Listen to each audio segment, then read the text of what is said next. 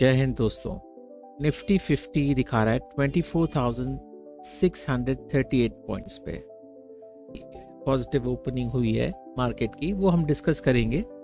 साथ में एक आज हेडलाइन आई है इकोनॉमिक टाइम्स में, जो कहती है कि will China trade charm clip Nifty's wings as FIIs में rethink India bet amid US ट्रूज।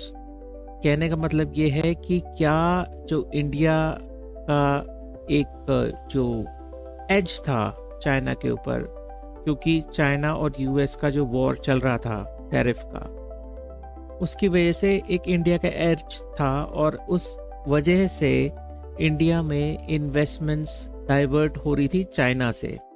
तो क्या इससे जो चाइना और US का जो वॉर, टैरिफ वॉर था, जो ख़त्म हो रहा है, जो नेगोशिएशंस हो रही हैं और दोनों कंट्रीज़ ने अब ये मान लिया है कि अब वो अपने टैरिफ्स को कम करेंगे, क्या इसका इम्पैक्ट इंडियन इकॉनमी में पड़ेगा, क्या इंडियन स्टॉक एक्सचेंज में पड़ेगा?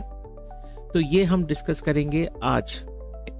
आज जो मार्केट ऊपर रहा, कई रीजंस की वजह से रहा। जैसे हम आज जो ओपनिंग में मार्केट में जो गेन हुआ 400 पॉइंट का हुआ और 24,700 का एक गेन हमें दिखा मार्केट में। तो उसके पीछे कई सारे रीजंस थे, लेकिन ब्रॉडली स्पीकिंग मेटल स्टॉक्स जो थे और जो डिफेंस स्टॉक्स थे, गवर्नमेंट का शुरू से ये स्ट्रेस रहा है कि मेड इन इंडिया प्रोग्राम पे हम लोग काम करें। तो कल उन्होंने अपनी स्पीच में मेंशन किया था कि डोमेस्टिकली जो डिफेंस है, जो डिफेंस से रिलेटेड वेपनरीज हैं इंडिया की, उस पे गवर्नमेंट ध्यान दे रही है। तो इस वजह से जो डिफेंस के स्टॉक्स हैं, ऑलमोस्ट सारे स्टॉक्स वो 12% ऊपर टच करे हैं।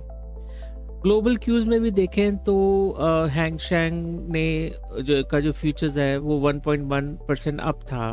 और US का जो इन्फ्लेशन डेटा आया कल, वो बहुत ही अच्छा आया, जिसमें एक जो रिसेशन का फियर था वो उस डेटा से थोड़ा सा कम हुआ है, क्योंकि ऑलमोस्ट वहाँ पे जितनी भी कंपनीज हैं उन्होंने इस बार जो रिजल्ट्स दिए हैं वो क्वार्टरली बड़े अच्छे रिजल्ट्स दिए। Coming back to the headline for today, जहाँ पर हमने ये जो इकोनॉमिक टाइम्स ने ये हेडलाइंस पब्लिश करी है, क्योंकि इसमें अगर हम देखें तो चाइना का एज हो सकता है, क्योंकि अगर इंडियन स्टॉक मार्केट का देखें अभी, तो इंडियन स्टॉक मार्केट में अप्रैल से लेके अभी तक करीब $2 मिलियन का इनफ्लोज आया है फॉरेन इंस्टीट्यूशंस का।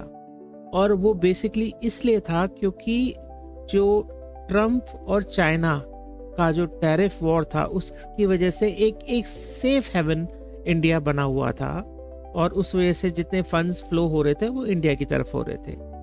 लेकिन बिकॉज ऑफ, क्योंकि जो टेंशन है ईज ऑफ हो रही है बोथ कंट्रीज में, और and they are working towards the tariff, वो नेगोशिएट कर रहे हैं लोअर टैरिफ के लिए।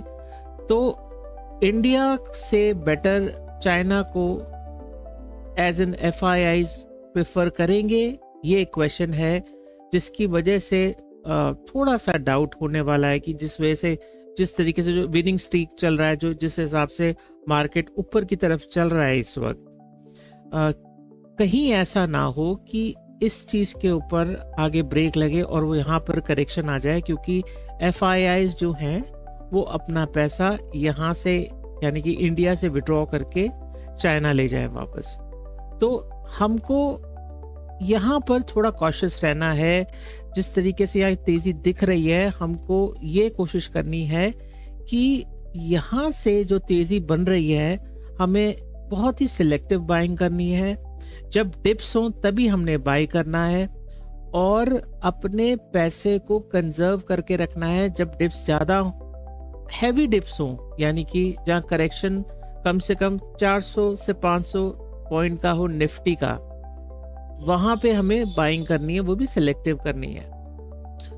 इसके अलावा मुझे एक ऑप्शन और समझ आ रहा है यहाँ पे कि थोड़ा सा जो पोर्टफोलियो है वो आप डाइवर्सिफाई करिए। इक्विटी में आपकी इन्वेस्टिंग है, बहुत अच्छी बात है, लेकिन साइमल्टेनियसली इक्विटी के साथ आप थोड़ा मेटल्स में ध्यान देंगे, जैसे गोल्ड एंड सिल्वर।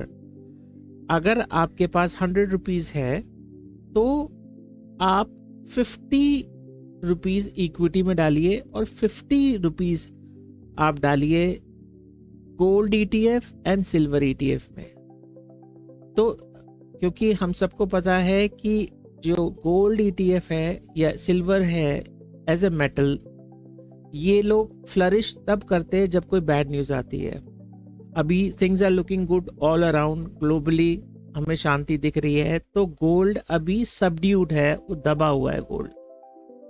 पर जैसे ही कोई वॉर की खबर आएगी, जैसे ही कोई ऐसी अनसर्टेनिटी आएगी, तो होगा क्या कि सबसे पहले इक्विटी गिरेंगी, whether it's Indian stock market और ग्लोबली किसी भी स्टॉक मार्केट को आप लें तो वो गिरेगा। बट साइमल्टेनियसली उसी दौरान आपके पोर्टफोलियो को प्रोटेक्ट करते हुए, अगर आपने गोल्ड के ETF लिए हुए हैं या सिल्वर के ETF लिए हुए हैं, तो वो आपका बैलेंस आउट करेगा। अपने इन्वेस्टमेंट को डाइवर्सिफाई करिए। और फिलहाल आज तो things are looking good in the market, but diversification is very very important in your portfolio. चलिए, हम फिर मिलेंगे आपको नेक्स्ट वीडियो में। अपना ध्यान रखिएगा और स्मार्टली इन्वेस्ट करिएगा। Bye bye.